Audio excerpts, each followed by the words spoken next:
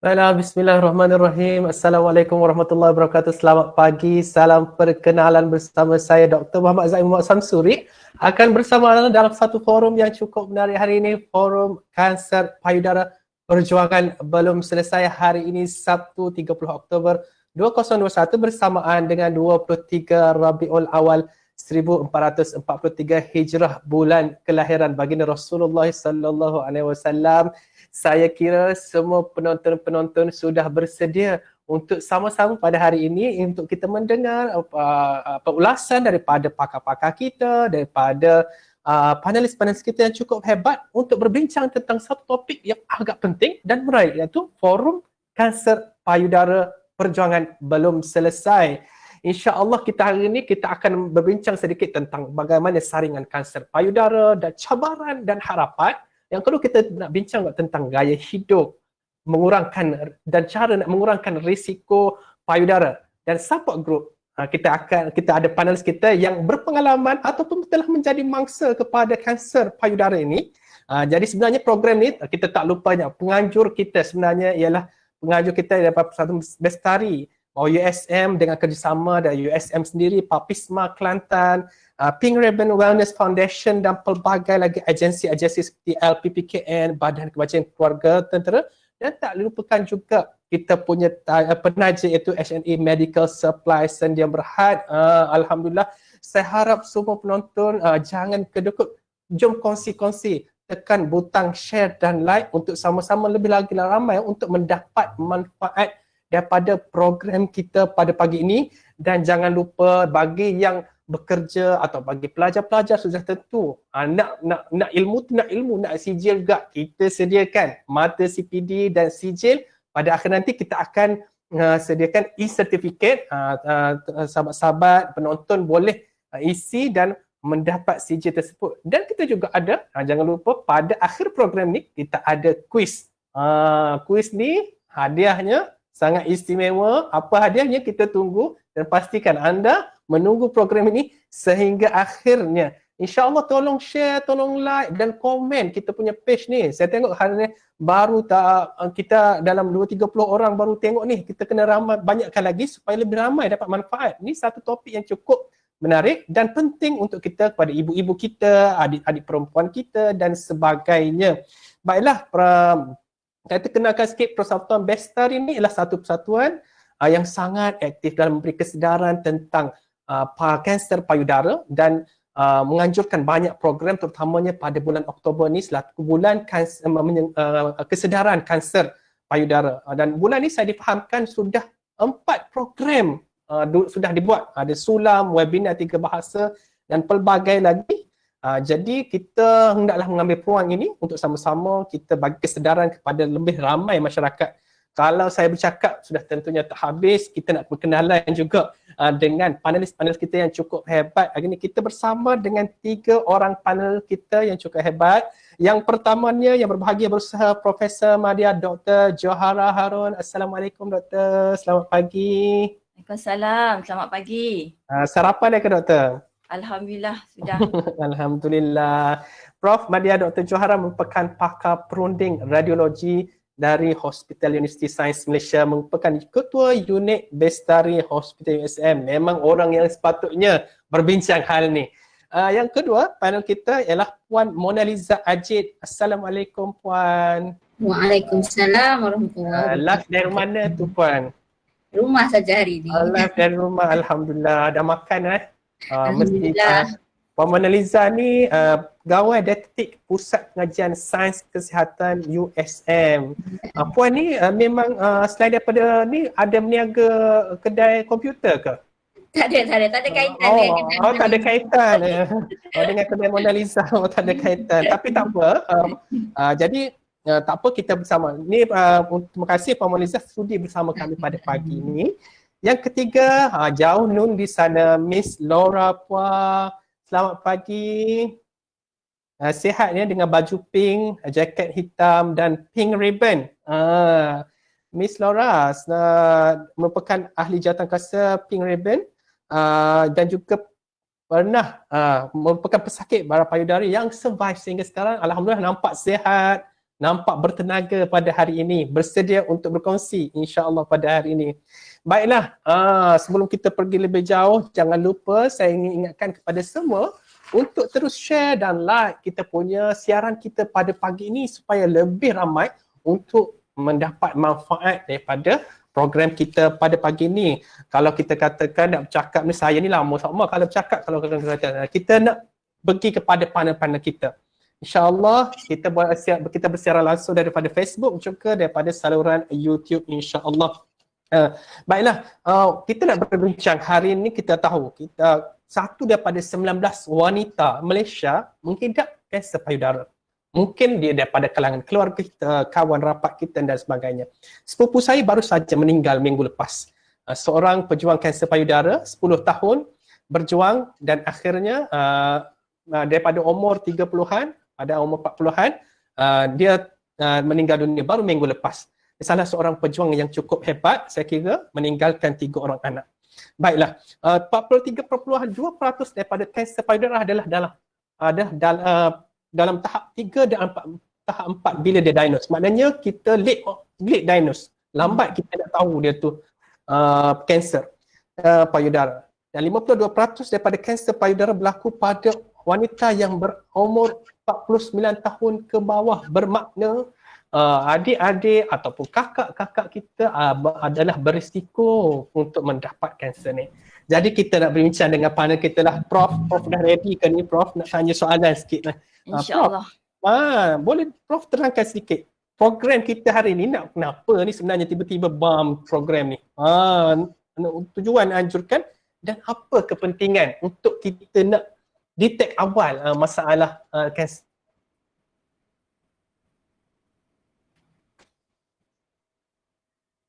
Okey, terima kasih saudara moderator. Assalamualaikum dan salam sejahtera kepada para penonton yang sangat saya kasihi. Okay, apabila kita bercakap tentang trend sesuatu penyakit, kita perlu melihat kepada angka. Angka ini memberi gambaran kepada kita perkembangan sesuatu penyakit dalam jangka masa tertentu. Jadi sebelum saya jawab soalan tu, saya akan utarakan dulu angka-angka ini. Okay, suka saya memetik beberapa fakta dari laporan pendaftaran kanser Malaysia iaitu MNCR tahun 2012 hingga 2016 di mana secara umum kanser dalam kalangan wanita adalah lebih tinggi berbanding lelaki.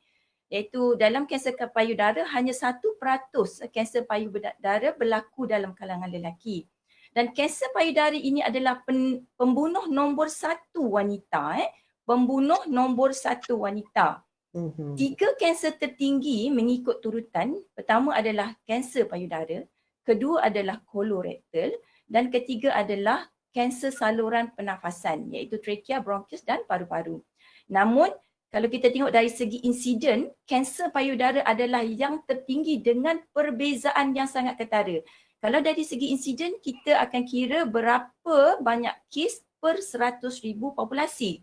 Jadi untuk kanser payudara ini dia adalah 34 berbanding dengan kanser yang kedua tertinggi iaitu kolorektal adalah 11.1 per 100,000 populasi.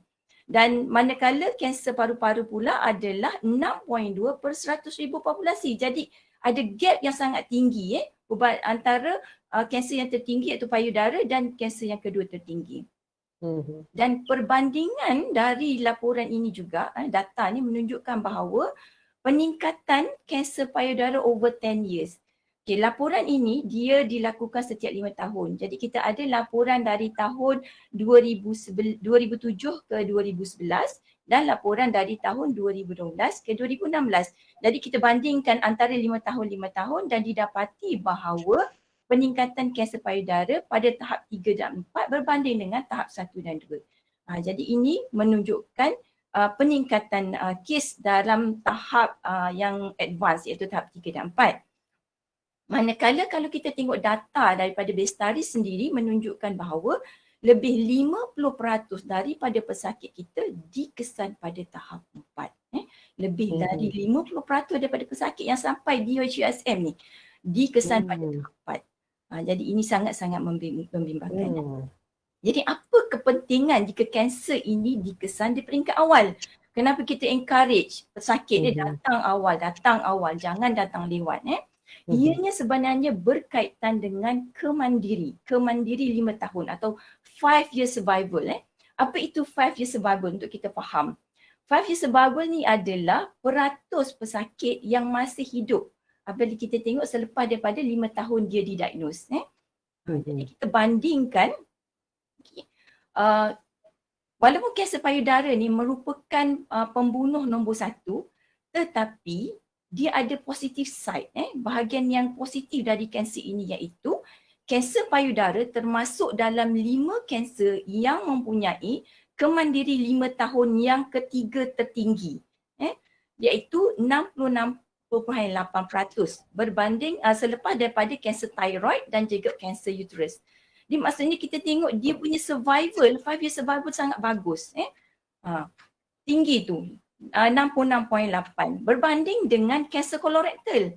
Kanser kolorektal adalah yang kedua tertinggi, tetapi 5 year survival rate dia adalah 5.8/3. Manakala kanser paru-paru survival 5 tahun adalah 12.5%. Jadi prognosis tu bagus jika dikesan pada peringkat awal. Malangnya saya nak tekankan di sini, kemandiri 5 tahun bagi kanser payudara berkadar songsang dengan tahap kanser. Jadi inilah sebenarnya faktor yang kita nak tekankan di sini, bahawa jika dikesan pada tahap 1, 5 tahun kemandiri adalah 87.5 berbanding dengan jika kanser itu dikesan pada tahap 4 di mana kemandirian 5 tahun hanya 23.3.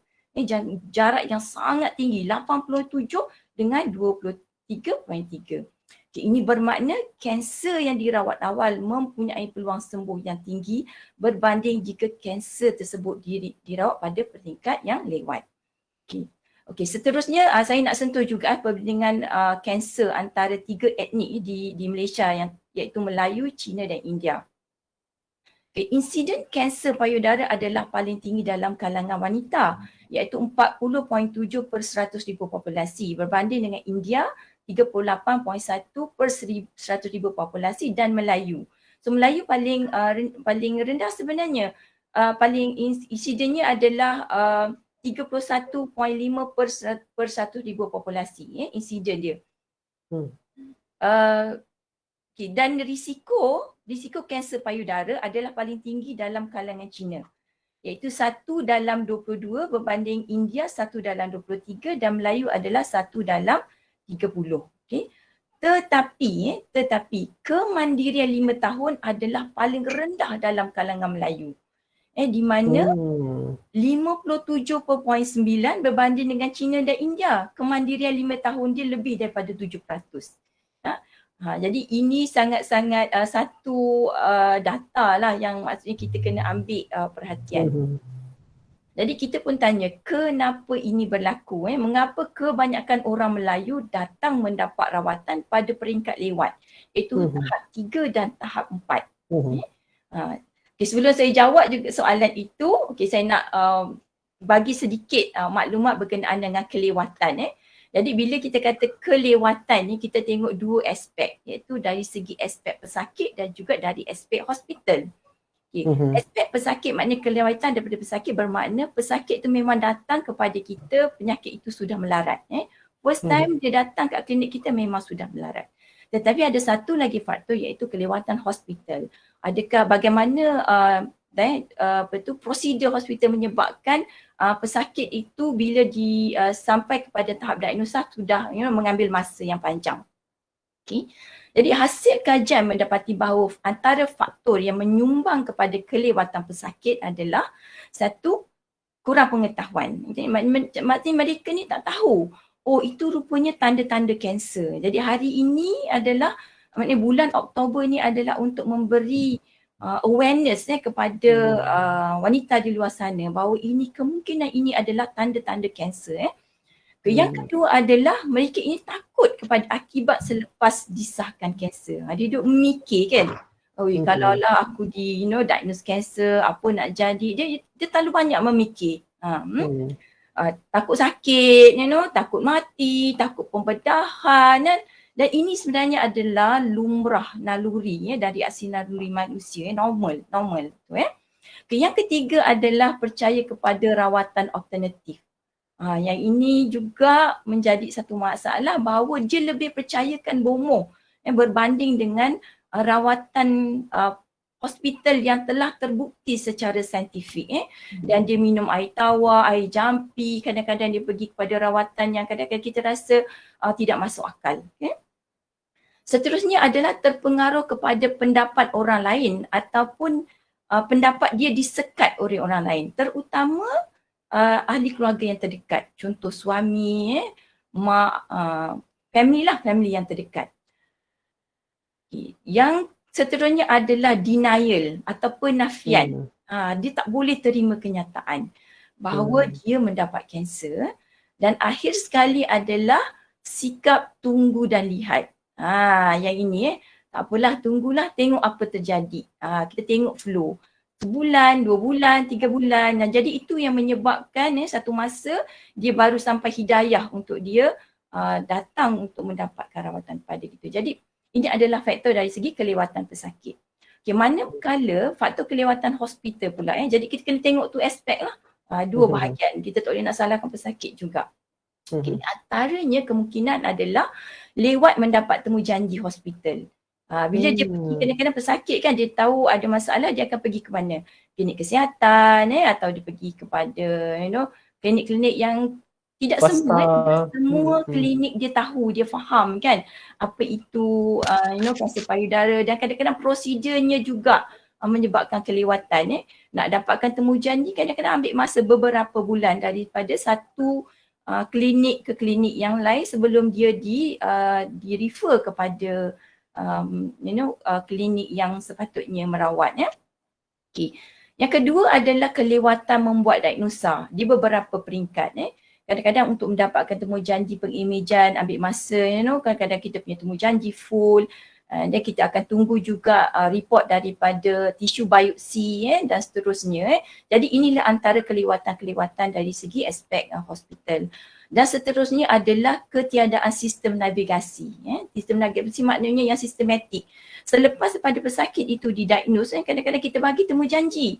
Dan pesakit kadang-kadang dia terlupa temu janji. Dan kita pun bila pesakit tidak datang, kita tidak ada satu sistem yang alert kepada kita bahawa pesakit ini telah terlepas. Jadi bila kita tidak alert, kita tidak contact pesakit. Jadi itu yang berlaku. Jadi ini adalah antara faktor-faktor menyebabkan dari segi aspek ke hospital yang kemungkinan akan menyebabkan diagnosa ataupun pengesahan kanser payudara itu mengambil masa. Jadi untuk maklumat penonton semua, bagi mengurangkan risiko kelewatan rawatan, sebab itu kita adakan klinik Bestari. Jadi uniknya klinik Bestari kita adalah anda boleh datang ke klinik tanpa membuat temu janji, ataupun jika anda ingin membuat temu janji boleh call dan kita akan bagi tarikh yang terdekat. Jadi kalau katakanlah tak ada masa, tiba-tiba teringat kan nak pergi, boleh datang waktu office hour pada di klinik kita untuk bertanya any concern, apa sahaja persoalannya nak tanya, ada masalah ke, boleh terus datang ke klinik kita. Prof, maknanya klinik Bestari ni memang ditubuhkan untuk memberi untuk dapat early detection lah, untuk mengelakkan masalah yang telah disebutkan oleh Prof sebentar tadi. Prof, kita nak pergi kepada Miss Laura, boleh Prof? Nak tanya sikit Miss Laura. Saya ada sikit lagi, 2 minit sikit lagi, iaitu saya nak buat kesimpulan lah.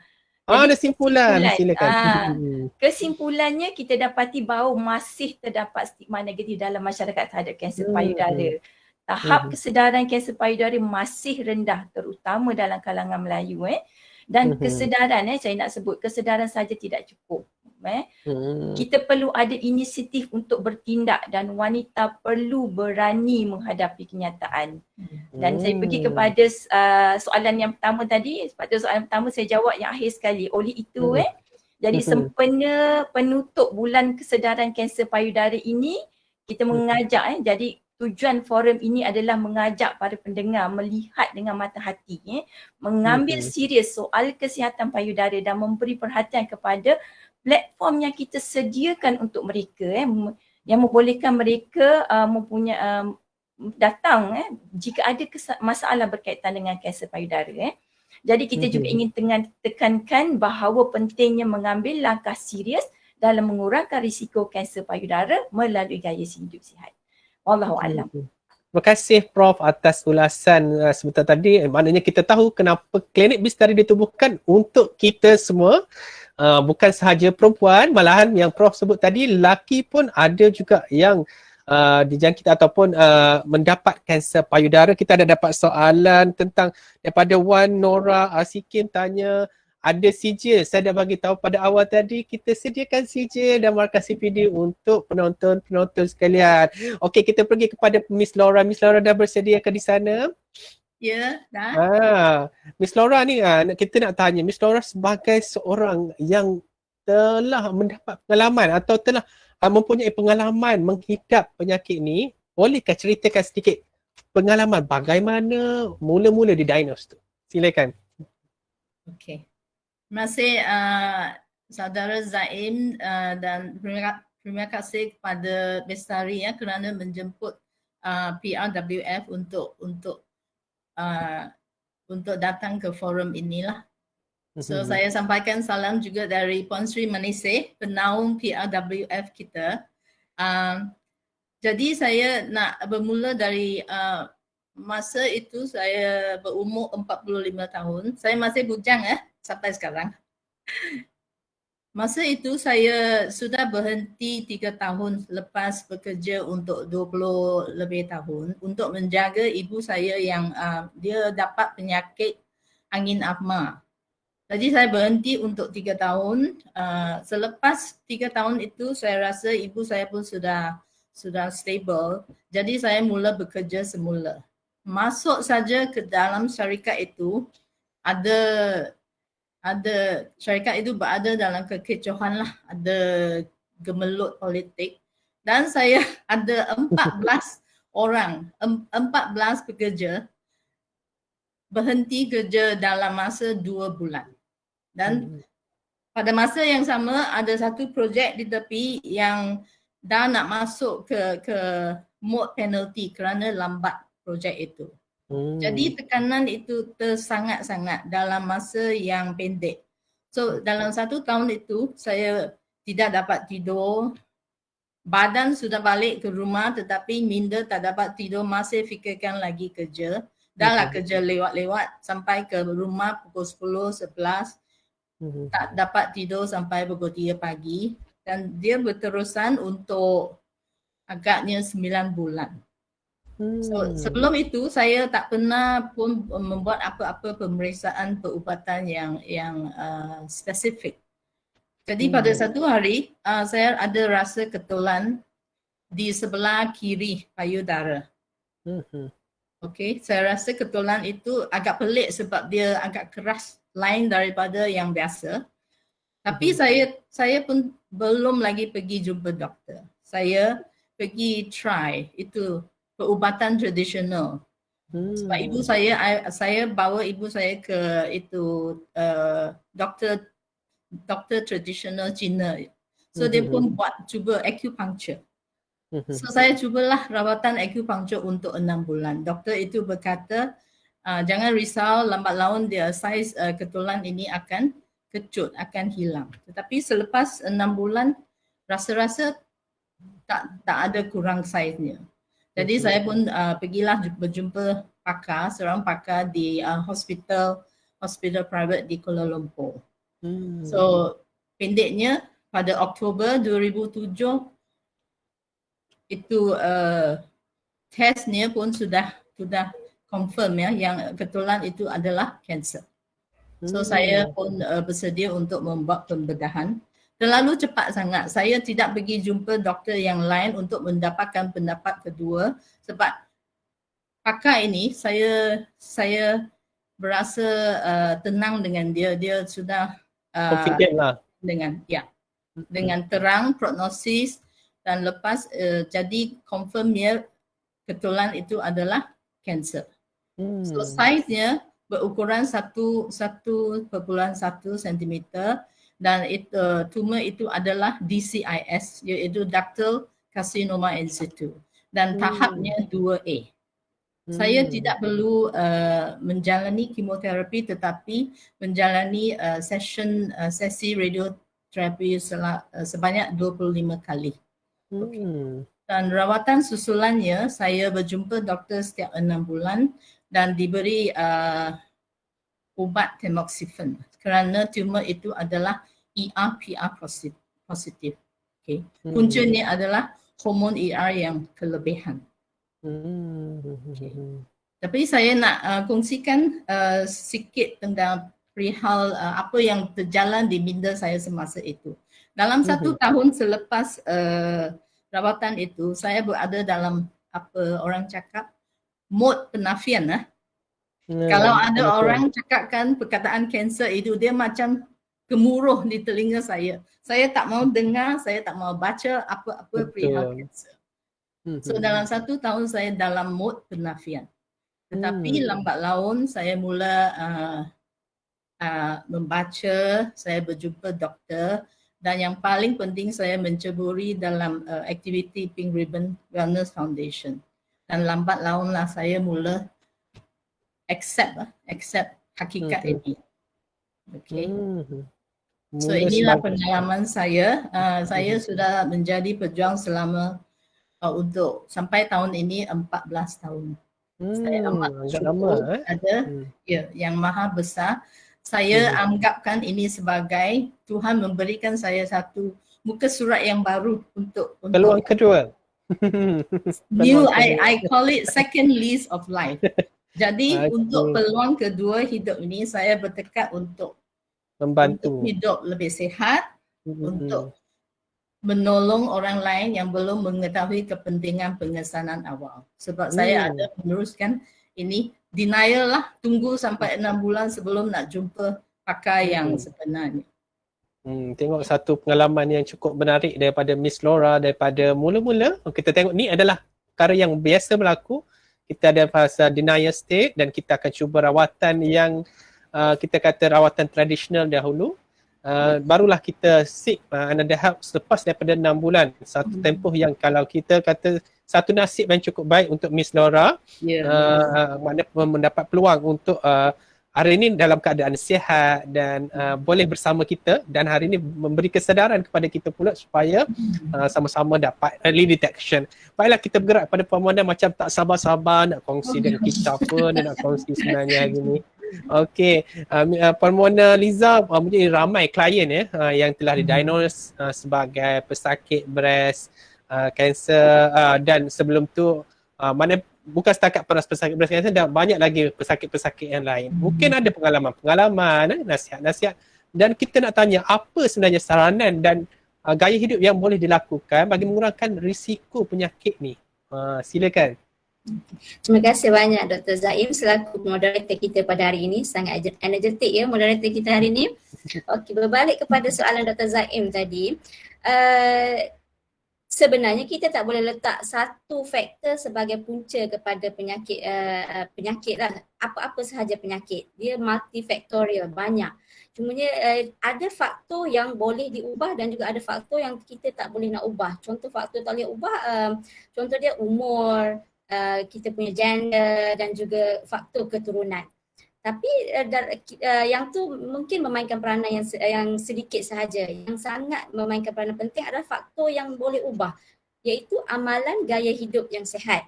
Jadi dalam part amalan gaya hidup sihat ni saya pecahkan kepada beberapa. Yang pertama, tidak merokok. Nowadays memang ramai merokok, even perempuan sendiri pun memang merokok. Ada juga Okey, tidak meminum alkohol, menyusukan bayi bagi ibu yang bersalin, aktif secara fizikal. Dan juga yang paling penting saya nak ceritakan hari ini adalah mengenai amalan gaya pemakanan yang sihat. So apa itu amalan pemakanan sihat? Pemakanan sihat menjamin kita punya efek untuk jangka masa panjang. Kita akan mungkin boleh mengurangkan risiko terhadap sebarang bentuk penyakit. okey, apa itu makanan sihat kan? Mesti orang tanya, okey makanan sihat. Kalau jumpa dietitian, makanan sihat, makanan sihat. Tapi apa itu makanan sihat kan?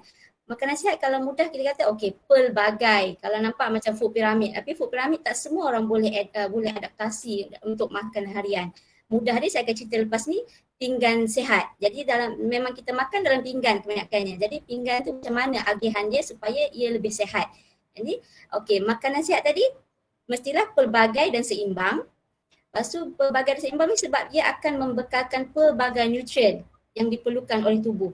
Ya, so kita tak akan ada tendensi untuk inadequate any nutrients and mineral lah.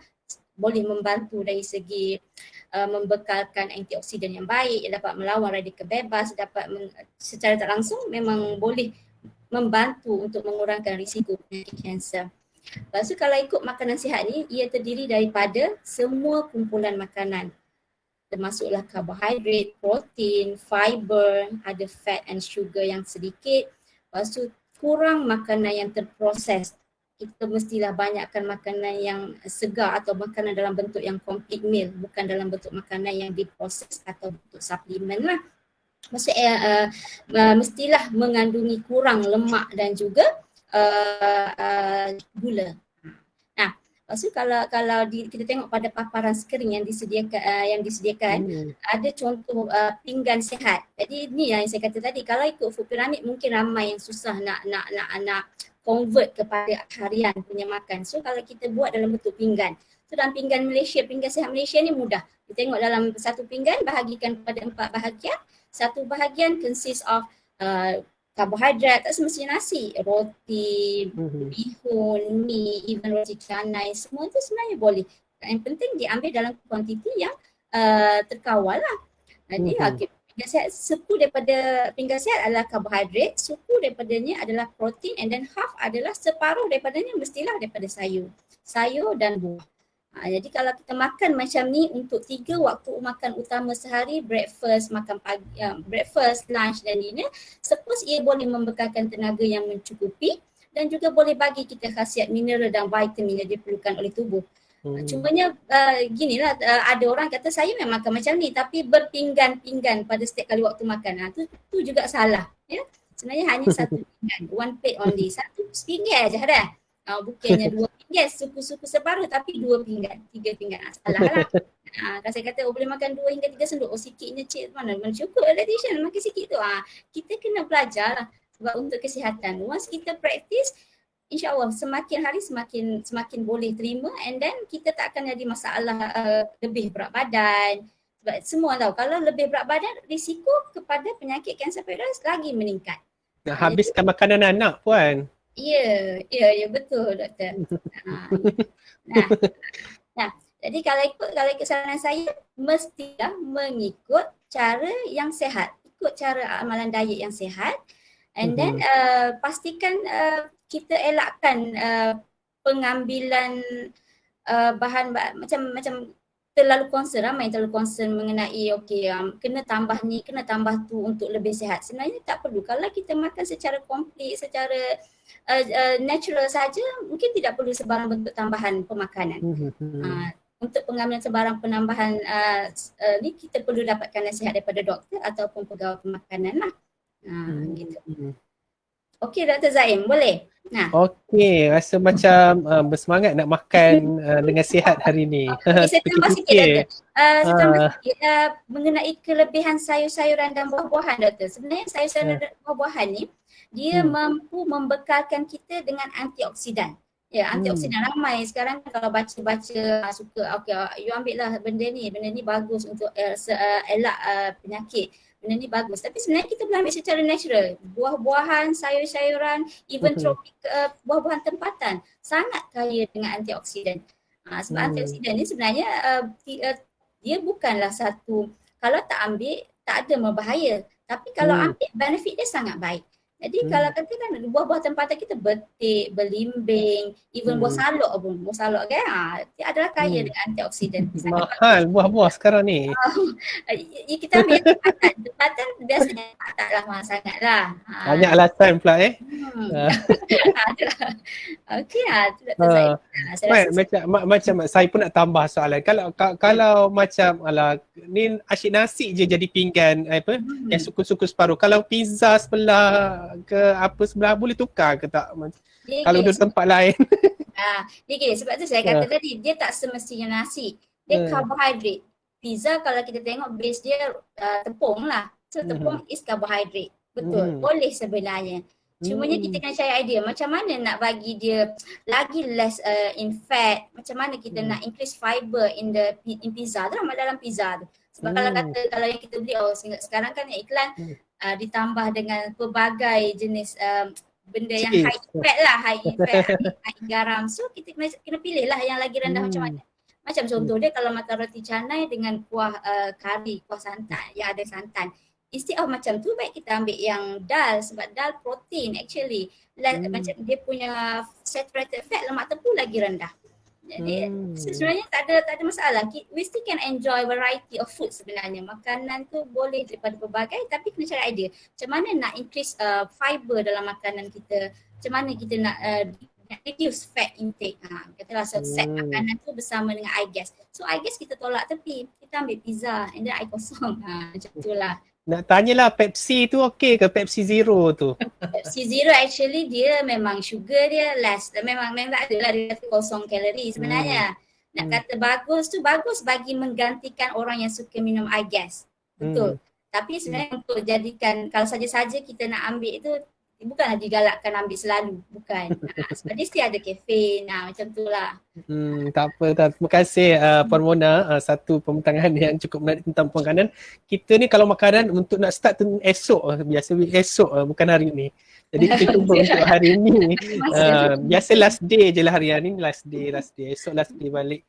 Okey, kembali. Kita dah bercakap tentang macam mana pengalaman, macam mana melalui. Jadi saya nak kembali pada Prof lah. Prof, pengalaman Prof dalam menguruskan pesakit. Saya rasa Prof ni macam-macam pesakit. Dah pakar perunding ni, atas pada doktor pakar lagi, mesti banyak pesakit yang telah dilihat. Jadi nak tengok apakah masalah kesihatan payudara yang kerap diadukan oleh pesakit dan bagaimana cara doktor mengesahkan bahawa ia adalah kanser. Pegang-pegang macam tu je ke macam Tok Bomoh tahu sampai tu terus awak ni kanser. Macam mana? Silakan Prof. Okey, terima kasih Dr. Zaim atas soalan tu. Sebelum tu saya sentuh sikitlah berkenaan dengan makanan tadi kan. Jadi kalau saya lah, amalan saya adalah setiap pagi saya pastikan apa yang masuk di perut itu adalah sesuatu yang padat dari segi nutrisi. Jadi untuk memudahkan untuk mendapatkan semua khasiat tadi, saya blend. Saya macam blend buah-buahan dan sayur-sayuran dalam satu ni and then saya minum dalam bentuk jus lah. Dan itu adalah amalan saya. Saya akan make sure sebelum saya masuk anything, itu adalah yang pertama. Okey, berkenaan dengan soalan berkenaan dengan apakah permasalahan yang selalu diadukan oleh pesakit. Okay, sebelum tu kita tengok apakah gejala kanser penyakit payudara yang kita perlu ambil perhatian. Itu antaranya gejalanya adalah seperti benjolan, benjolan atau ketulan, orang kata boleh jamar-jamar rasa macam keras something pada payudara. Boleh juga datang dengan sakit pada payudara yang berpanjangan. Maksudnya dia rasa tak selesa tu bukan satu masa tertentu tetapi memang continuously kata tadi. Sebab kadang-kadang pesakit ni dia confuse. Memang kalau bila kita hampir datang kotor, datang haid tu akan rasa tidak selesa, uncomfortable dan so on. Tetapi ini adalah sakit pada payudara yang berpanjangan walaupun selepas menses. Kesuruhnya adalah bengkak payudara. Bila kita tengok, kita perhatikan sebelah payudara tu besar sedikit daripada yang sebelah yang lain. Dan ini adalah sesuatu yang datang recently lah. Kalau memang sejak azali memang macam itu bukan. Ini dipanggil kalau ada perubahan suddenly sebelah tu menjadi besar sedikit berbanding dengan sebelah lain. Dan kemungkinan bengkak ini tak ada kaitan dengan penyusuan lah. Kalau menyusu memang biasalah kan, bengkak sebelah and so on.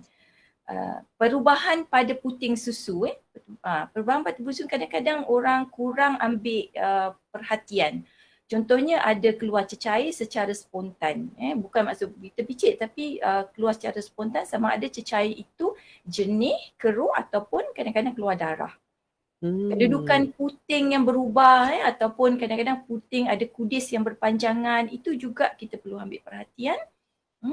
Perubahan pada kulit, payudara seperti macam contoh kemerahan ataupun kadang-kadang kita ada satu kudis yang tak sembuh, ataupun kulit pada payudara tu dia macam berlesung pipit atau macam kulit oren, kulit mengeras, dan juga ada kalanya perubahan kulit pada payudara. Ini adalah antara gejala-gejala atau tanda-tanda yang kita perlu beri perhatian. Jadi dari segi aduan yang kerap diterima of course adalah benjolan. Kebanyakannya datang dengan benjolan. Namun ada juga yang datang dengan tanda-tanda yang saya sebut tadi. Yang saya nak pertekankan sini, ada juga pesakit yang datang dengan gejala yang lebih parah. Kita rasa macam tak munasabah kan, tetapi hakikatnya begini, iaitu dia datang dengan bila kanser itu dah mula jadi berkudis, dah bernanah, berdarah, dan ada juga yang dah berulat. Astagfirullahalazim. Ini memang saya rasa memang tidak sepatutnya berlaku lah. Jadi apakah saranan kita supaya dapat mengesan kanser tersebut sebelum terjadinya perubahan-perubahan fizikal yang saya sebut tadi? Jadi kita boleh buat dua. Satu adalah kita menjalani pemeriksaan sendiri payudara setiap bulan. Jamuh sendiri, tengok sendiri, perhatikan sendiri. Setiap bulan ambil satu tarikh, Kalau mereka yang masih ada menses, ambil tarikh selepas daripada datang kotor. Maksudnya jangan ambil beberapa hari sebelum datang kotor. Dia akan payudara tu akan bengkak dan sebagainya dan sakit, dan mungkin kita rasa berketul-ketul dalam tu. Jadi ambil selepas daripada hari kita datang kotor. Jadi kita boleh mulakan pemeriksaan sendiri payudara ini daripada bermula umur 25 tahun. Awal lagi, sebab tadi Puan Lora sebut kan, kanser payudara tak semestinya muda kan. Kita sekarang banyak juga kanser payudara dalam kurungan umur 30-an. Jadi kita mulakan daripada awal lagi. And then yang kedua adalah menjalani saringan mamografi. Ini adalah satu amalan yang tidak lagi boleh diterima oleh ramai wanita. Saringan payudara mamografi ini bermakna bagi mereka yang dia tak ada tanda, tak ada ketulan, tak ada masalah, tetapi dia volunteer untuk datang untuk buat pemeriksaan mamografi. Mamografi ini adalah X-ray payudara di mana ia adalah kaedah piawai bagi mengesan kanser payudara. Bila kita boleh mulakan kanser pemeriksaan mamografi saringan jadi kita boleh mulakan seawal umur 40 tahun. Jika seseorang itu ada sejarah kanser dalam kalangan keluarga, kita galakkan dia untuk datang awal. Bermaksudnya kalau katakan dia ada ahli keluarga yang didiagnos kanser pada umur 40, kita galakkan dia buat saringan mamografi 10 tahun lebih awal daripada umur ahli keluarga itu mendapat kanser. Jadi kalau katakan dia ada kakak atau mak kanser pada umur 45, dia boleh mulakan pemeriksaan payudara pada umur 35 datang awal. Dan kalau dia ada sejarah kanser dalam kalangan keluarga, kita galakkan dia buat setiap tahun mamografi. Tetapi kalau dia tidak ada sejarah kanser dalam keluarga, boleh buat selang setahun. Jadi bagaimana doktor ni selepas buat macam mana kita nak sahkan sama ada itu adalah kanser atau tidak? Kita mulakan dengan doktor buat pemeriksaan klinikal. Nanti doktor akan jamallah sama ada ketulan atau tidak, dan seterusnya kita akan buat pengimejan payudara. Jadi pengimejan payudara ini adalah sangat-sangat penting. Dan kita suka dimaklumkan bahawa kaedah pengimejan sekarang lebih canggih dan berbanding dengan dulu di mana ianya lebih jitu dan mampu mengesan kanser bersaiz kecil. Ini adalah berita baiklah untuk para wanita. Okay, jadi apa yang kita lihat di dalam image tu nanti. Okey, sekejap ya. Tiba-tiba batuk.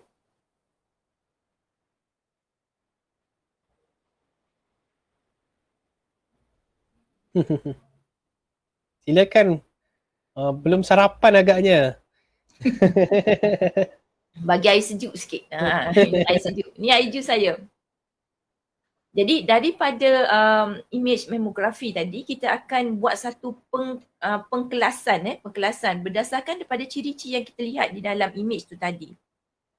Jadi pengkelasan ni kalau bagi mereka yang pernah membuat image payudara, doktor akan cakap sebagai BIRATS. BIRATS senang.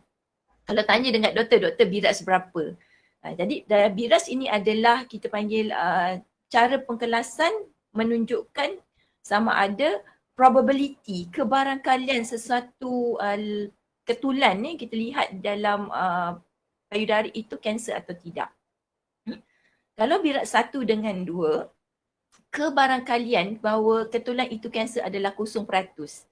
Jadi kalau doktor kata, awak ni tak ada, jangan risaulah, BIRATS 1, BIRATS 2 saja. Jadi kebarangkalian untuk kanser adalah 0. Kalau BIRATS 3, kebarangkalian kanser adalah kurang daripada 2%. Kurang daripada 2%. Dan kalau BIRATS 4, kebarangkalian kanser dia agak tinggi, agak besar lah, antara 2 hingga 95%. Dan jika BIRATS 5, kebarangkalian kanser adalah sangat-sangat tinggi, iaitu lebih daripada 95%.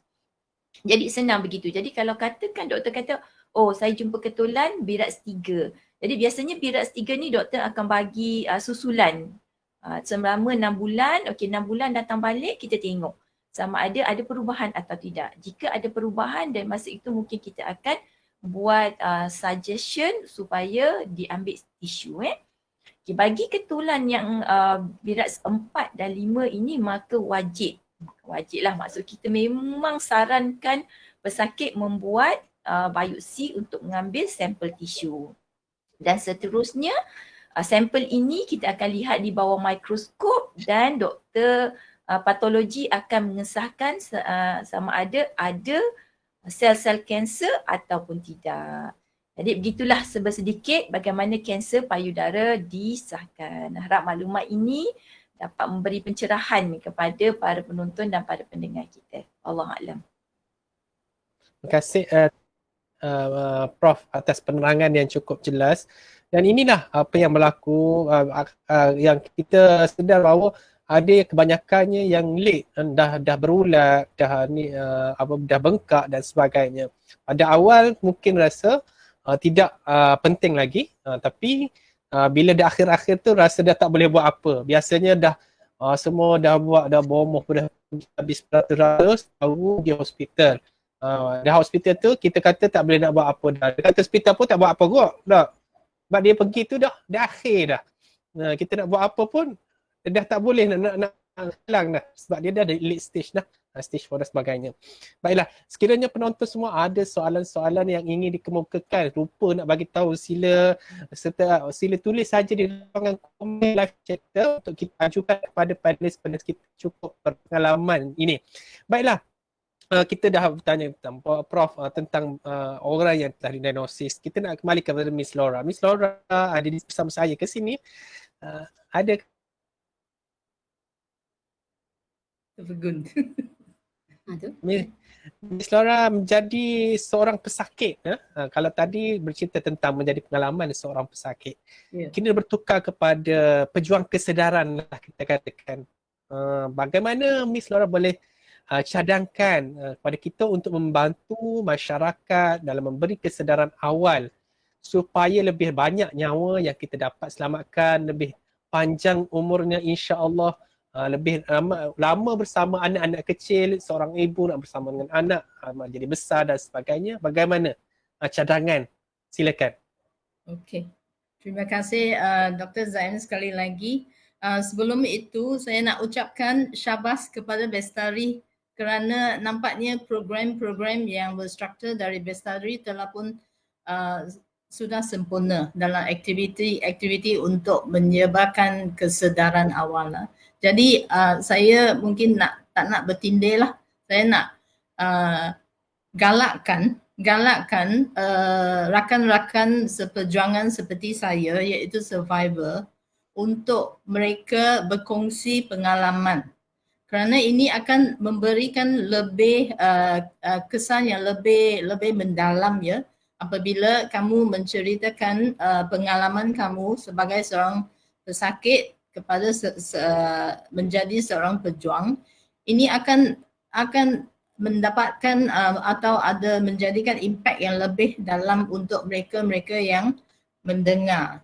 Saya sarankan supaya kamu menjadi sukarelawan ya, volunteer kalau boleh ceburi program-program Bestari yang diadakan. Cuba beranikan diri untuk ceritakan pengalaman atau journey survivorship supaya mereka yang mendengar itu akan ada impak yang mendalam. Dia boleh dengar ceramah-ceramah umum tetapi masih dalam itu another world ya. Tapi kalau dia dengar dari kawan karib sendiri, macam saya selalu sarankan anak-anak saudara saya yang wanita supaya sudah cecah umur 35 tahun kena pergi buat mamografi sebab ada seorang yang ibunya pun ada juga mengalami kanser payudara. So yang belum berumur 35 kena buat breast self examination seperti yang ditunjukkan oleh Prof Johara tadilah. So saya nak galakkan sebab ini ada dua impaknya kepada pejuang. Sebagai seorang pejuang, bila kamu menceritakan pengalaman, ini akan juga memberi impak positif kepada sendiri. Kenapa? Kamu boleh melapangkan minda dan bila kamu bercerita, ini adalah satu tindakan yang positif. Langkah pertama untuk ke proses pemulihan. Daripada minda yang selalu fikirkan, oh saya pesakit, saya victim kanser payudara. So kena ada anjakan minda untuk menjadi pejuang or survivor atau fighter. So ini langkah pertama, beranikan diri. Sebab kanser payudara itu bukanlah puncanya bukanlah kamu ada berbuat dosa atau ada sesuatu yang memalukan, bukan macam itu. So galakkan semua rakan-rakan seperjuang untuk menceritakan, berkongsi satu dengan one to one pun jadi. Kalau you boleh capai kepada seorang wanita, kawan kamu atau anak sanak saudara kamu bakal menyelamatkan mereka. Kalau dia antara mereka yang ada ragu-ragu ya, bila galakkan mereka untuk pergi membuat rawatan awal. Okay. So jadi ini sangat penting. Dari keseganan mungkin boleh menyebabkan mereka tidak pergi untuk membuat saringan awal. Jadi fikirkan dari fakta itu, kita kena galakkan, saya galakkanlah semua untuk menceburi aktiviti Bestari kalau boleh, jadi kaunselor di sana, tapi mesti mendapat latihan yang betul lah sebelum itu. Okay, itu saranan saya. Dari segi program-program saya dapat, Bestari pun sudah cukup bagus. Satu pengalaman yang cukup menarik. Kalau istilah yang biasa kita guna, erti hidup pada memberi. Kita duk fikir apa yang berlaku pada kita ni, kita cuba memberi, insya-Allah hidup kita lebih bermakna. Walaupun tidak lama kita hidup, tapi kita dalam proses memberi, insya-Allah kita dapat menghidupkan orang lain lebih lama. Waman ahyaha faka'annama ahyana sajami'an. Kata dalam Quran, siapa yang menghidupkan satu orang, seolah-olah menghidupkan semua orang. Baiklah, kita nak kembali kepada pakar pemakanan, pakar dietitian kita, Puan Mona. Tadi kita cakap macam mana nak mencegah. Okey, kita nak tengok proses, Puan Mona juga terlibat dengan proses memberi rawatan lah kepada pesakit. Sama ada dari pergi awal ataupun yang dah late, macam dah berulat tadi. Apakah perbezaan yang dapat dilihat antara yang early detection dengan yang late detection? Silakan. Okey, terima kasih banyak Dr. Zaim. Soalan yang sangat baik ya untuk panduan kepada para penonton kita di luar sana. Sepanjang pengalaman saya bertugas sebagai pegawai pemakanan lah sejak tahun 2007, memang pernah bertugas di ward onkologi, dan selain daripada itu kita bertugas juga dekat klinik pesakit luar dan juga ward surgery. So banyak ramai pesakit kanser.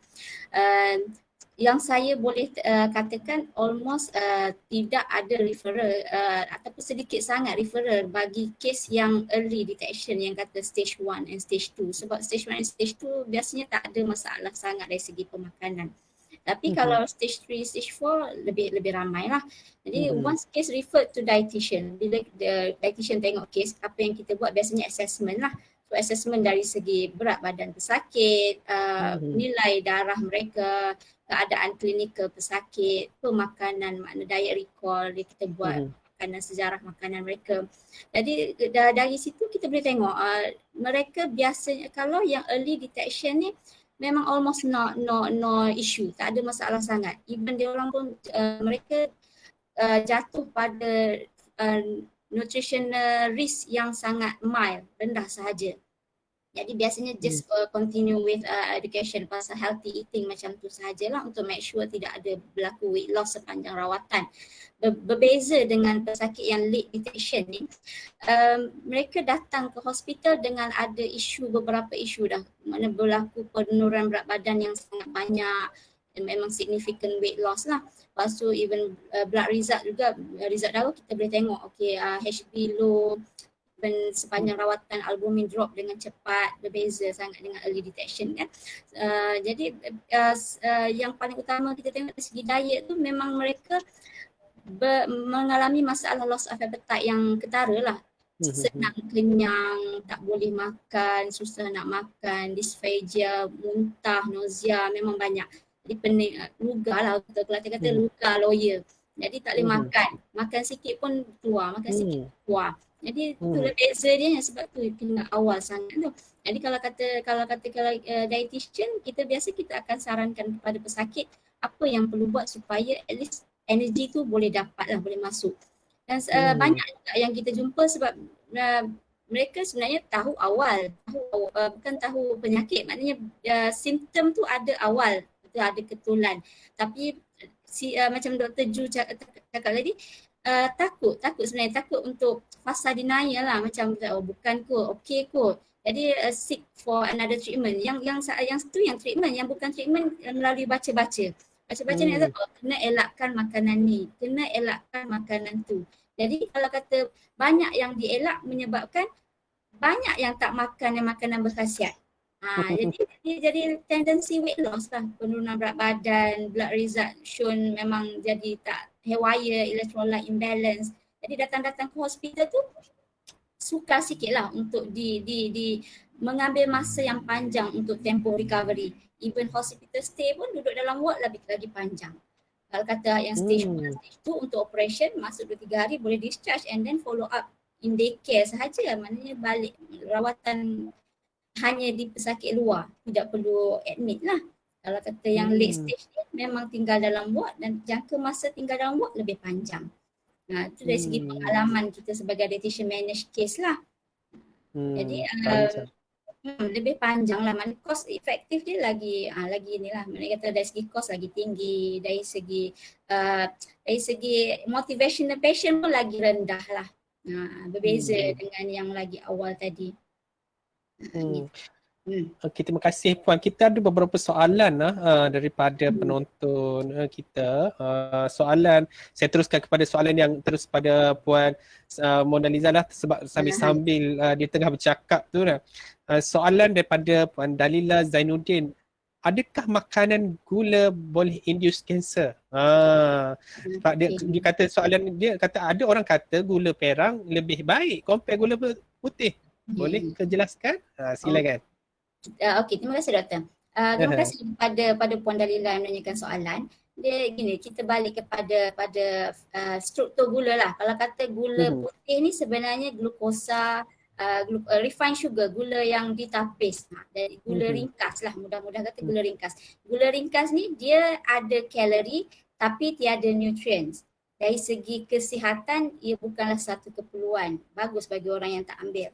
Tapi kalau kata dari segi yang kita hari-hari guna, gula putih sebenarnya menyumbang kepada kalori yang tiada nutrisi. Jadi kalori ni kalau ambil secara banyak, gula secara banyak akan menyebabkan boleh naik berat badan. Naik berat badan menjadi obesity atau overweight. Overweight risiko kepada kejadian kanser lagi tinggi. Itu dari segi ringkas yang kita boleh faham. Tapi yang lain dari segi aspek kesihatan, gula putih berbanding dengan gula perang. Gula putih ni dia lagi kata gula perang lebih baik sebabnya kalau kata ginilah, gula putih satu sudu gula putih andaiannya satu sudu gula putih, katalah satu sudu kecil gula putih 20 kalori. Tapi satu sudu kecil gula perang tak sampai 20 kalori. Dia lagi less in kalori. Sebab tu dia lagi baik lah. Kalau kata ada yang concern nak tukar kepada gula perang, sebenarnya tak ada masalah. Lagi bagus sebenarnya. Tapi kalau kita berbalik kepada isu pesakit yang dah ada kanser, perlukah atau adakah gula putih ni menyebabkan lagi worsen keadaan kanser? Ada kajian mengatakan bahawa ya betul. Pengambilan gula putih yang banyak dalam diet harian pesakit kanser mengganggu rawatan kanser itu sendiri. Jadi dia kata kalau kata kita ambil gula tinggi masa dalam rawatan, ia menjejaskan rawatan. Maknanya mungkin tak comel lah, tak comel result bagi orang yang ada masalah kanser. So dia digalakkan untuk kurangkan. Tapi ada juga yang tanya, perlukah dielakkan sepenuhnya gula putih semasa rawatan? Sebenarnya kalau hasil kajian mengatakan tidak menunjukkan signifikan penurunan kebaikan. Maksudnya kalau kita tak ambil langsung, maknanya rawatan kanser tu sangat baik. Bukan. Tak semestinya. Masih lagi boleh diambil tapi dengan syarat tidak berlebihan, tidak banyak. Kalau kata banyak tu banyak mana? Jadi tak boleh kerap minum air manis sehari lah, macam tu je. Makanan masalahnya sedap ke tak gula perang tu? Dia ada rasa less sweet sikit lah. Tapi still okay sebab memang ramai yang sekarang ni orang awam maknanya dia concern about kesihatan. Jadi bila melalui pembacaan, so rumah saya langsung tak ada gula putih dia kata. Saya dah tukar kepada gula perang ataupun gula yang zero kalori. Ada dekat pasaran. Sekarang boleh dapat online macam tu. Tapi bagi kita sebagai pegawai makanan, kita bukan menggalakkan untuk elakkan. Kita menggalakkan secara natural. You boleh ambil tapi dengan syarat dia tak ambil banyak. Kita jangan ambil banyak. Setiap hari kena minum 4-5 kali air manis tak sih lah. Memang kalau kita reduce frequency of sweetened beverage. Boleh ambil tapi ambil dalam keadaan berpada-pada lah. Sama sahaja makanan lain pun macam tu juga biasa kan. Yang nasihat yang kita berilah. Gitu. Jadi, macam dengan mok ngepek dah serai. Tapi balik pada pendalilan tadi macam saya boleh jawabnya, bagus kalau nak tukar tapi kalau tak nak tukar still boleh. Yang penting kurang lah. Betul. Dr. Zaim, izinkan saya bagi sila. Untuk Sila. sendiri saya nak untuk kurangkan gula dalam diet kita. Dulu saya memang saya peminum kopi. Tak boleh putuskan karya itu. Tapi dulu dari dua sudu saya mulai you mesti faham yang lidah kita boleh dilatih. You can cheat your tongue. You boleh tipu lidah sendiri. So setiap hari saya kurangkan, ambil 2 sudu tapi taruh balik dalam bekas. Dari 2 sudu you tipu lidah hari-hari kurang sampai hari ni kalau saya minum air yang manis macam you cuba fikirkan macam minum air kosong yang manis, mana boleh. So dari 2 sudu saya sudah kurangkan jadi boleh kopi kosong. Bagus. So kita kena tipu lidah kita. Ya, satu pengalaman yang bagus. Miss, kita ada soalan lagi sebenarnya daripada tu saya kata daripada penonton kita 2-3 soalan lah saya rangkum sekali untuk Prof respon lah. Satu soalan daripada Puan Dalila juga. Dia tanya adakah wanita sama umur yang belum mempunyai anak dan sudah mempunyai risiko yang sama untuk menghidap breast cancer? Itu satu, yang pertama. Soalan kedua daripada soalan ketiga lah maksudnya daripada Cik Min Deraman, kalau kita dah buat pemeriksaan di klinik dan tidak ada tanda-tanda kanser payudara, adakah kita perlu lagi buat mammogram? Soalan seterusnya, umur berapakah? Dan ini daripada Joy Celine Lim. Umur berapa boleh berhenti buat mammogram? Dah tiap-tiap tahun pergi buat mammogram ni. Silakan Prof. Okey, 3 soalan terus macam bulat dah pada saya ni. Jadi soalan yang pertama adalah berkenaan dengan kanser, macam mana tadi sebut lupa dah. Umur Umur berapa berhenti? Sekali lagi saya boleh baca sekali lagi. Soalan pertama adalah adakah risiko antara mereka yang telah mempunyai anak kan? Anak. Ya, okey betul. Jadi bagi mereka yang berkahwin tetapi tidak mempunyai anak, kita panggil nulliparous risiko bagi mereka yang tidak pernah mengandung adalah tinggi untuk mendapat kanser payudara. Kenapa? Ini adalah disebabkan oleh faktor pendedahan kepada estrogen. Jadi kanser payudara ini berkaitan dengan pendedahan seorang wanita itu kepada estrogen dalam jangka masa yang tertentu. Bagi mereka yang mengandung, bila kita mengandung, paras estrogen dalam badan kita akan rendah. Jadi kita tidak akan terdedah secara kepada estrogen dalam kandungan estrogen tinggi dalam jangka masa yang lama. Itu adalah teori ataupun penerangan di sebaliknya lah. Jadi jawapan kepada soalan tadi itu adalah ya, bagi mereka yang tidak mengandung walaupun berkahwin tetapi tidak mengandung, tidak pernah mempunyai anak, maka risiko kanser payudara adalah lebih tinggi. Okey, soalan seterusnya adalah berkenaan dengan saringan. Saringan kalau kata tak ada, tak ada tanda, tak ada rasa, tak ada nothing adakah perlu membuat saringan kanser payudara? Jadi saya rasa menjawab kepada apa yang saya sebut tadi, itu kita panggil saringan. Saringan ini adalah bagi mereka yang tidak mempunyai tanda-tanda langsung. Jadi bila kita nak mulakan saringan ini, bagi wanita yang risiko biasa, risiko rendah, dia boleh mulakan sekitar umur 40. Umur 40 boleh start mammogram.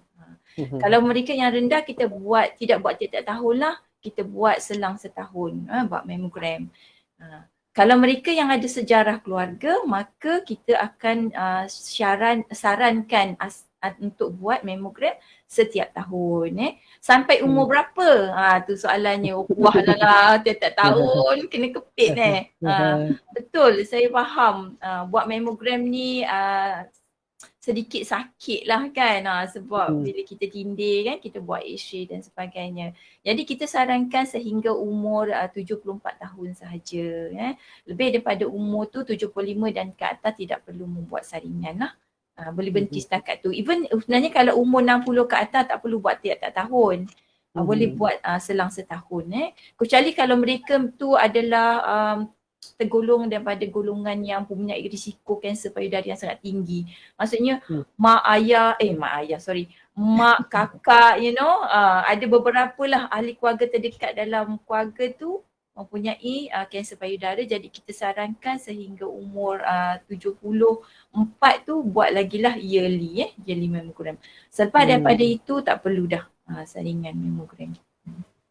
Sebab terjawab sebab ada satu soalan daripada Fiza Rahim, dia kata potensi wanita yang tak berkahwin lagi untuk mendapat kanser payudara sebab di breast kanan anak saudara saya ada lam belum berkahwin umur 29 tahun. Maknanya sudah menjawab dengan jawapan Prof tadi bahawa lebih berisiko bagi perempuan yang belum melahirkan anak. Betul?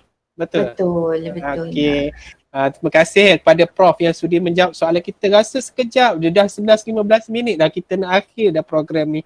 Tapi nak tanya juga Miss Laura, nak join macam mana ni, pink ribbon ni? Rasa berminat juga nak jadi sukarelawan, nak pakai pink ribbon ni, nak letak kat baju cantik je nampak. Macam mana? Terima kasih Dr. Zain. Saya rasa macam mana nak join. Saya harap jangan nak tambahkan. Artinya kalau sukarelawan semua itu adalah pejuang kanser payudara, saya harap tak ada member pun lah.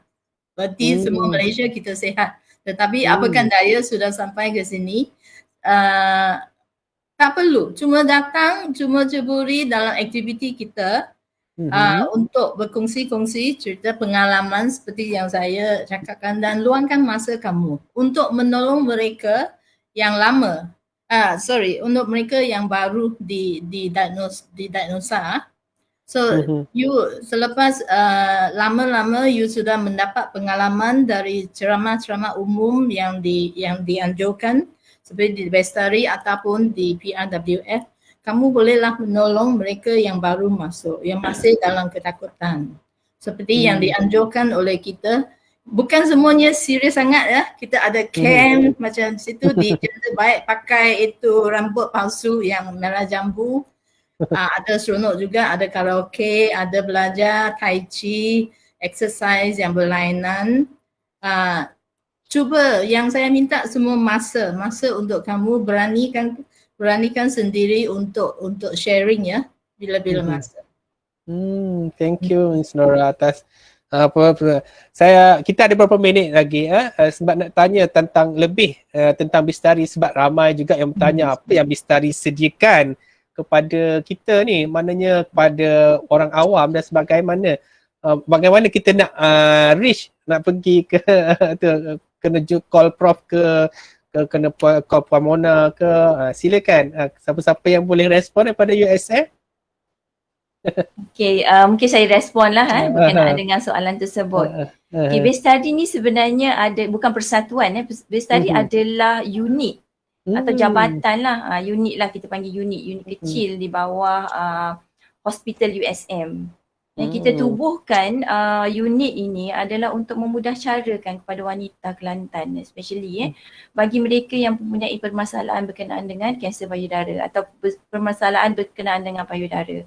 So maknanya any doubt, kadang-kadang kita tak tahu nak pergi mana, nak tanya siapa, dan jadi kita buka ruang, satu platform di mana mereka boleh datang dan tanya kita, dan kita ada klinik Bestari, klinik payudara 5 hari seminggu di mana pesakit boleh datang jika ada mempunyai permasalahan. Lokasinya doktor?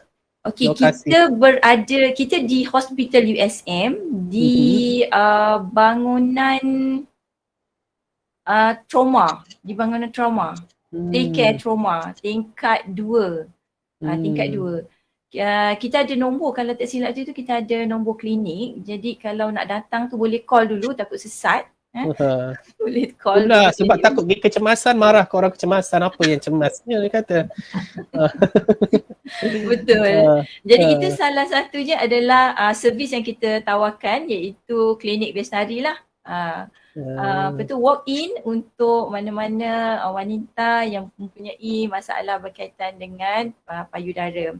Selain daripada itu, sebab kita adalah juga unit yang menjalankan penyelidikan, kita ada our another side is penyelidikan. Jadi kita akan kumpulkanlah anything research berkaitan dengan kanser payudara, dan seterusnya kedapatan atau finding daripada kanser ini kita akan salurkan maklumat tu melalui satu lagi aktiviti yang kita ada, iaitu bahagian education. Jadi ini aktiviti macam forum ni adalah satu aktiviti education kepada community, kepada wanita di luar sana. Dan kita nak maklumkan juga bahawa mulai daripada tahun inilah kita buat satu program di mana kita mencari mereka-mereka yang volunteer untuk jadi trainer. Trainer untuk menyebarkan maklumat berkenaan dengan kanser payudara. Sebab kan kalau kita nak cakap, kadang-kadang kan you nak dapat akses kepada doktor kan, doktor sibuk memanjang kan, nak kontak tak boleh, nak tanya payah kan. Jadi itulah kita rasa peer support. Maknanya kalau perkataan ataupun kalau maklumat itu disampaikan daripada mulut umum kan, maksudnya public kan, dia macam lebih lebih mudah difahami berbanding dengan kita di medical yang kadang-kadang guna banyak sangat jargon. Perkataan tu kan tak faham lah doktor cakap apa. Jadi kita buat satu program yang kita mulakan dengan LPPKN dan juga bakat UDM. Jadi mereka ni kita latih. Kita bagi maklumat jadi kita latih berkenaan dengan maklumat berkenaan dengan kanser payudara, kesedaran. Jadi mereka ni akan sampaikanlah kepada kawan-kawan jadi bahasa atau mood bahasa yang digunakan tu lebih santai. Jadi nanti kalau katakanlah kalau program ni berjaya, kita mungkin akan buka lah kepada sesi